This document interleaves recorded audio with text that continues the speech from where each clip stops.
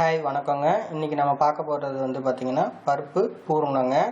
இதுக்கு தேவையான பொருள் என்னன்னு பார்ப்போம். கடலை பருப்பு 2 டம்ளர் எடுத்துருக்கோங்க, துவரம் பருப்பு 1 டம்ளர் எடுத்துருக்கோங்க, எள்ளு 4 டேபிள் ஸ்பூன் எடுத்துருக்கோம், வெல்லம் வந்து ஒரு 400 கிராம் வெல்லம் எடுத்துருக்கோம், நெய் ஒரே ஒரு தேக்கரண்டி, ஏலக்காய் வந்து ஒரு 10 ஏலக்காய் எடுத்துங்க, உப்பு ஒரு சிட்டிகை, தேங்காய் வந்து ஒரு 4 டேபிள் ஸ்பூன் எடுத்துங்க. இப்போ இந்த பருப்பு பூரணம் எப்படி செய்கிறதுங்கிறத நம்ம பார்ப்போம். முதல்ல இந்த கடலை பருப்பையும் துவரம் பருப்பையும் ரெண்டையும் ஒன்றா சேர்த்து வேக வச்சு எடுத்துக்கணுங்க. ஏலக்காவை நல்லா பொடி செஞ்சு வச்சுங்க. அதே போல் வெல்லத்தை நல்லா நுணுக்கி வச்சுங்க. இந்த பூரணம் எப்படி செய்யணும் பார்ப்போம். இல்லை வெறும் வானலியில் நம்ம வந்து நல்லா வாசனை வர அளவுக்கு வறுத்து எடுத்துக்கணுங்க. எள்ளு பாருங்கள் 1-2 வெடிக்குது. ஸோ இது வந்து நான் வெடித்தோன்னே இதை எடுத்து பிளேட்டிங் பண்ணிவிடுங்க. ஒரு வானொலி அடுப்பில் வச்சுட்டு நெய் விட்டுருக்கோங்க, 1 டேபிள் ஸ்பூன் நெய் விட்டுருக்கோம். இப்போ அதில் வந்து நம்ம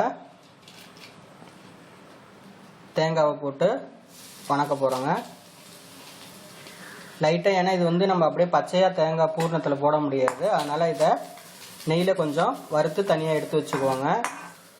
பாருங்கள், வேக வச்ச பருப்பை நம்ம வந்து எடுத்து மிக்சியில் போட்டிருக்காங்க. நான் ஒரு 2 இதை ஜாரில் போடலான்ட்டு இருக்கேன். ஸோ இப்போ கொஞ்சம் பருப்பு மட்டும் பாதி பருப்பு ஆட் பண்ணியிருக்கேன். இதோட நமக்கு எடுத்து வச்சுருக்க உப்பு ஏலக்காயும் நம்ம வந்து இது மாதிரி உரிச்ச ஏலக்காயும் இப்போ நம்ம இதில் ஆட் பண்ணிடலாங்க.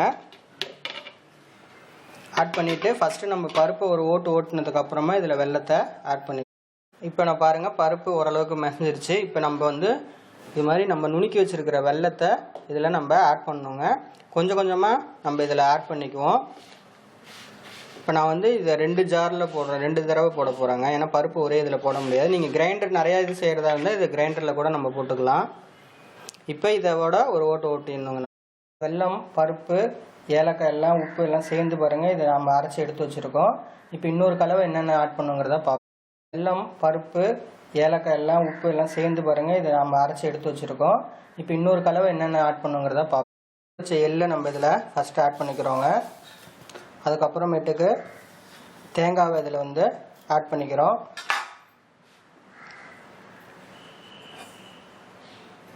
இதை ஃபஸ்ட்டு நம்ம ஒரு ஓட்டுனதுக்கப்புறமா நம்ம வந்து இதில் பருப்பையும் மீதி உள்ள வெல்லத்தையும் ஆட் பண்ணிக்கலாங்க. எள்ளும் தேங்காயும் இதில் பிடிச்சி நல்லா கொட்டியாச்சுங்க. மீதி உள்ள பருப்பு வெல்லத்தையும் அரைச்சி இதோட சேர்த்துருவோங்க. இதெல்லாம் நம்ம மிக்சியில் அரைச்சி எடுத்துட்டோங்க. இதை எல்லாத்தையும் நம்ம ஒன்று சேர நம்ம பிசையணுங்க.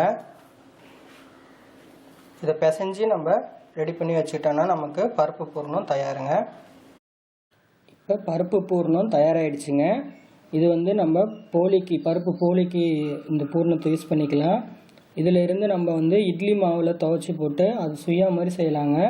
மைதா மாவுலேயும் இது வந்து இந்த பூரணத்தை யூஸ் பண்ணி நம்ம சுயாம் போடலாங்க.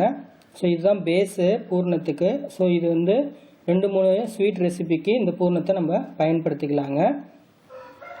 எங்கள் வீடியோ பிடிச்சினா சப்ஸ்கிரைப் பண்ணுங்கள், உங்கள் ஃப்ரெண்ட்ஸுக்கும் ஷேர் பண்ணி என்ஜாய் பண்ணுங்கள். நன்றி.